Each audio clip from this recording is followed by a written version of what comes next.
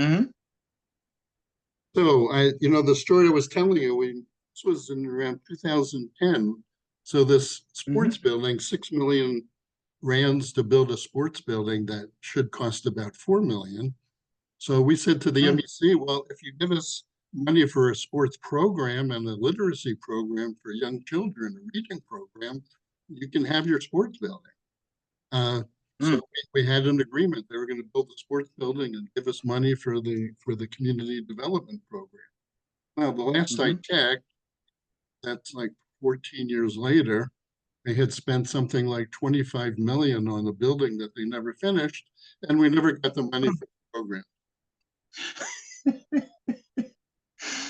Ah, So this is, if it's possible to improve the governance and yeah. and keep the transformation, but include in the transformation things like what we were talking about, proper metrics for a small business program. Uh, Mm-hmm.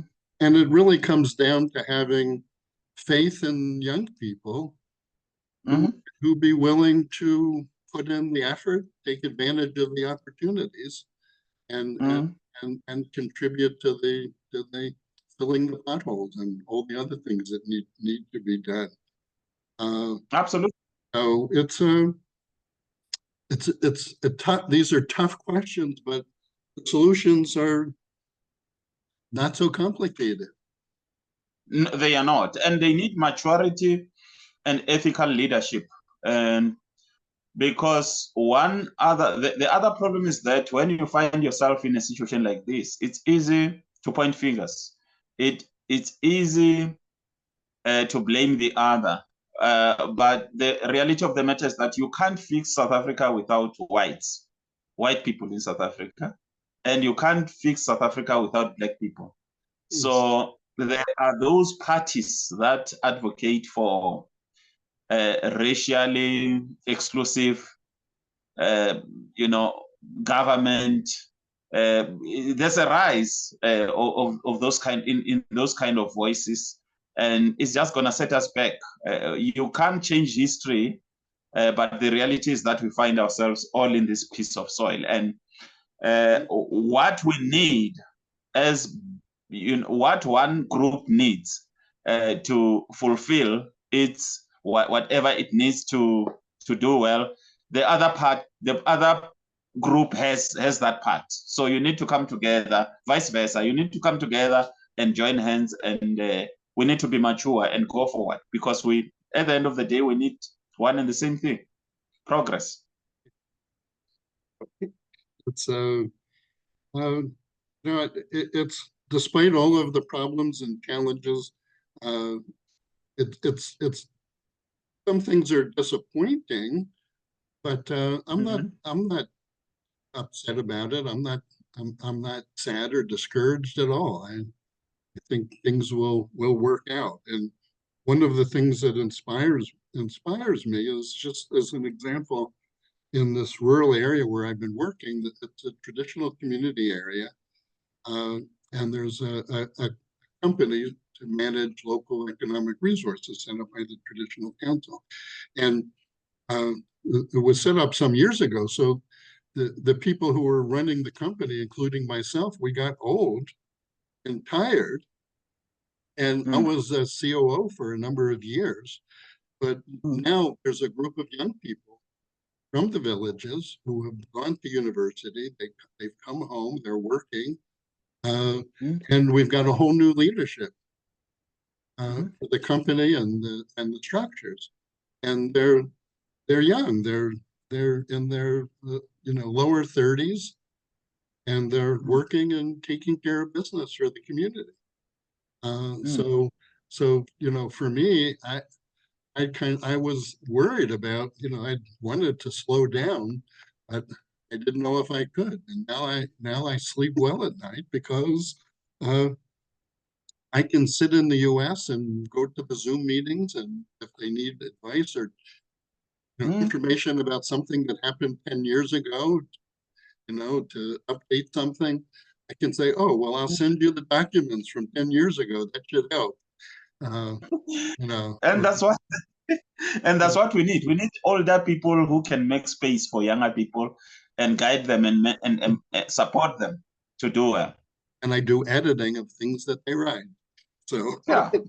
it's so I can still be involved, but I don't have that day-to-day responsibility.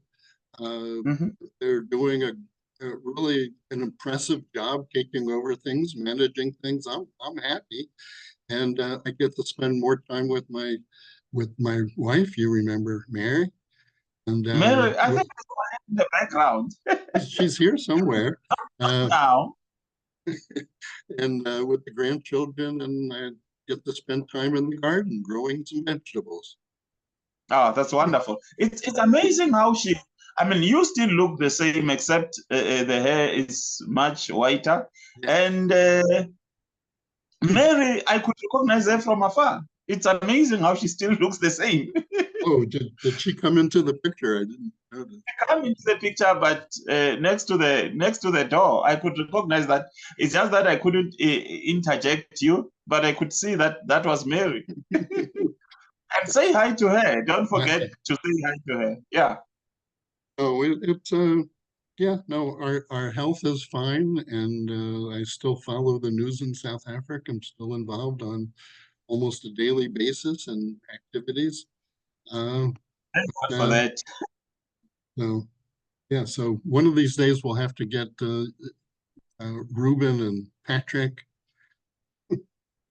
Where is Samko? Who's Patrick? Samko, what was Samko his real name? Do you know? No, not Patrick Makubedu.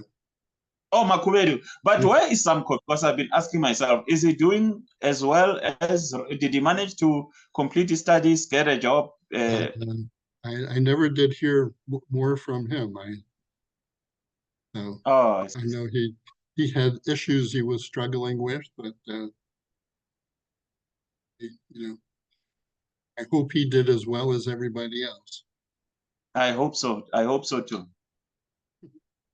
So, but it was really lovely to catch up with you. I don't know when last did we meet, by the way. When last were you here and we touched base? Because it's really been long, except for the occasional email and that. It's been a long time. Just the occasional emails. Yeah. But I'm happy to have done this interview because this is something that I need to put on record, and it's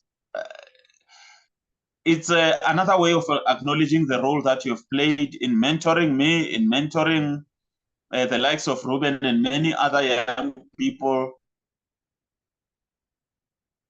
Interview, and maybe the other one or two that we might do when the time is opportune.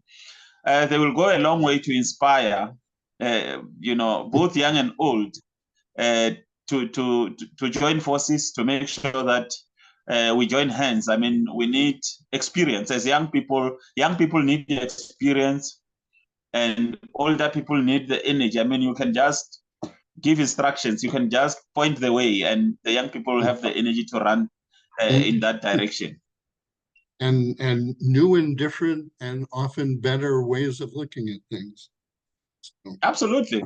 I mean, there was one young person, I mean, I do my best to follow technology and trends and the like, one young person was saying, you know what, we've got this retirement village of a parliament.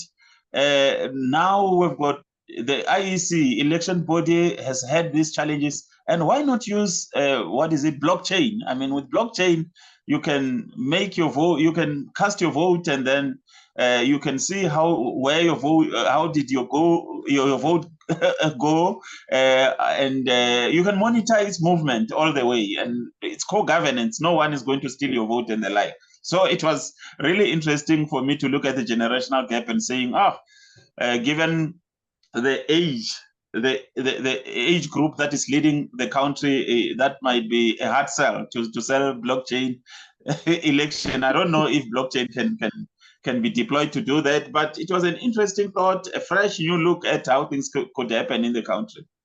Yeah. Yeah. Well, I think as we conclude, I'm going to turn off the recording because I want to ask you a technical question about retrieving. On that note, David, thank you for making the time to come and have a chat on the Enterprising Conversations channel. I hope to do a follow-up interview with you soon.